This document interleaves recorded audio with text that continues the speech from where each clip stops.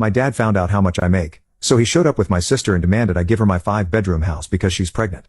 He threw out all my stuff, saying, "You can buy another," but as he was expecting blowback from me, I told him, "The daughter you're fighting for isn't even yours." So my dad just found out how much money I'm making, and now he's demanding that I give up my home. That's right, he wants to move into my home with my stepmom and my sister, and I'm not going to do it. I mean, I've put everything I have into my job to get to the point where I'm at, and I'm not going to start over just for these selfish people. So here's my game plan. My miserable, self-centered, and usually absent father has recently found out how much I earn, and, shockingly, he's decided to kick me out of my own home, all in the name of family. Ash, my stepsister and daddy's little pearl, who never does anything wrong, has magically gotten pregnant. And, obviously, with her very self-reliant goals of being an escort and an OnlyFans model, she's having trouble finding a place to stay. Now daddy wants to fix everything, and I'm the fix, unfortunately. So I've got to give up my house and my hard-earned cash to this woman because she made all the wrong choices in life. Now, I'm the guy my dad openly rejected as his responsibility multiple times, but ever since he found out about my new house, job, and, surprisingly, my income as well, he's gotten pretty touchy about how we're the same blood. While I'm not thrilled with him constantly reminding me of who my father is, he's also trying to reinforce the ties I supposedly have to his wife and her daughter. Granted, she's my dad's kid too, but I was cast away far too early to make any kind of connection with the woman. Glad I didn't because I'd be so disappointed. So before y'all start, I just want to remind everybody that I'm only here to vent my emotions, okay? I've got opinions, thoughts, and feelings to write out. They might not sound okay to you, and you may disagree, but I'm just letting you know anyway because, frankly, I don't have anyone else to tell. Now, let's introduce Ash, short for Ashlyn, who's my half-sister.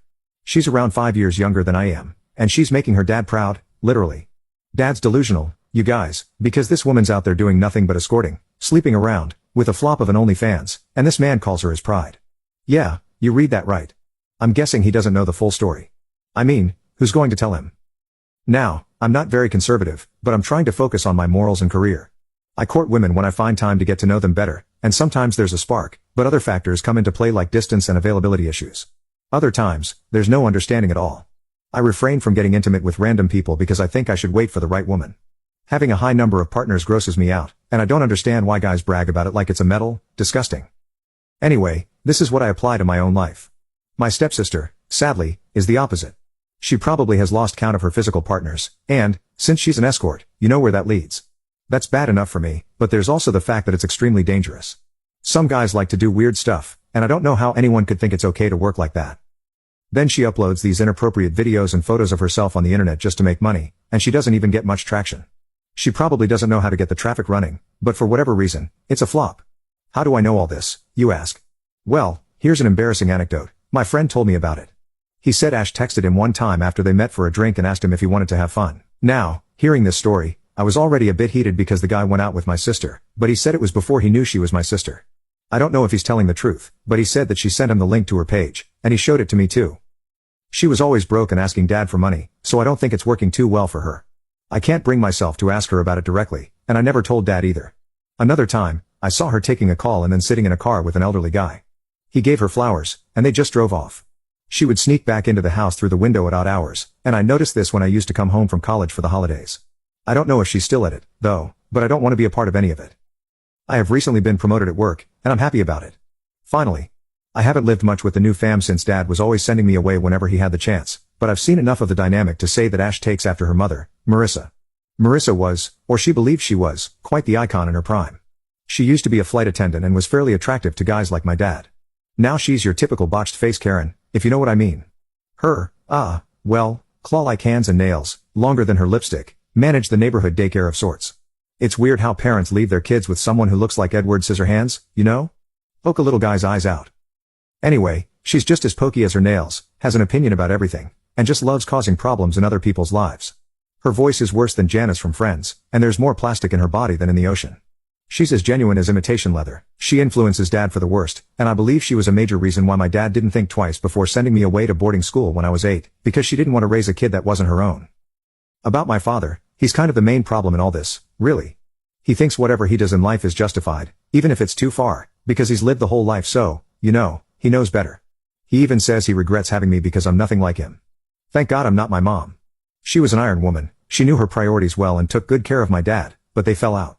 She used to tell me that my dad wasn't a bad person, just a different person, and no matter what happens, he's always going to be my dad and I should never forget that. She was a good soul and didn't want to poison my thoughts against him.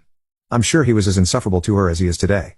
They separated and divorced a few months later, and I was 4 years old at the time. 2 months after the divorce, my dad married Marissa. They had Ash when I turned 5, and then my mother passed away. It was a car crash at night. I can't forget it because she was on her way to pick me up from school. She had always been on time.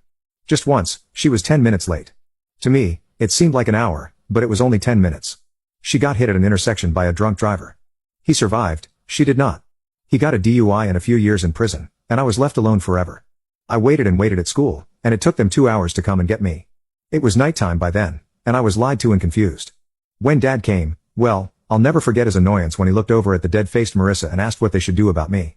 She said, "Your kid, your problem." Yeah, precisely, Dad. Now you can't come and tell me I have to take care of your bratty kid. I have a stable job now, finally. I earn well and manage a few small businesses on the side. I've worked really hard since I turned 18 and have been earning since then. After boarding school, I went to college, only visiting during the holidays, so I've been out on my own since I was 8. I put in a lot of effort to get where I am, and recently, I bought a home. It's a nice little place, much better than the shared apartment I had with my friends. It was a life goal, and I thought I would never achieve it. The thing is, I only moved in last month. I might not like my family much, but basic decency was to involve them in a moment this big. So, I invited them to the housewarming too. My dad's reaction to the ordeal was pretty sad to watch. He looked envious, to be honest, a little annoyed. He asked about the furniture, the architect, and the interior design. I told him what I thought was good enough info, and he responded with a taunt, saying, "I wouldn't know. You never bothered telling me," trying to gain attention, making our weird relationship obvious in front of friends, work colleagues, and even my boss. A week passed, and I got a call from him. I was at work on a complex project. He said he wanted to meet because it was urgent, and I agreed. I went home and saw a very angry Marissa and a swollen, red-eyed Ash giving me a side-eye from the living room. Dad was in the kitchen, taking out bottles of beer from the fridge. He offered one, and I politely declined, worried about what he'd say. I asked him what he wanted me for, and he raised his brows and responded with another question, asking if I'd finally started giving a damn about them. I frowned in confusion because I did not understand what he was getting at.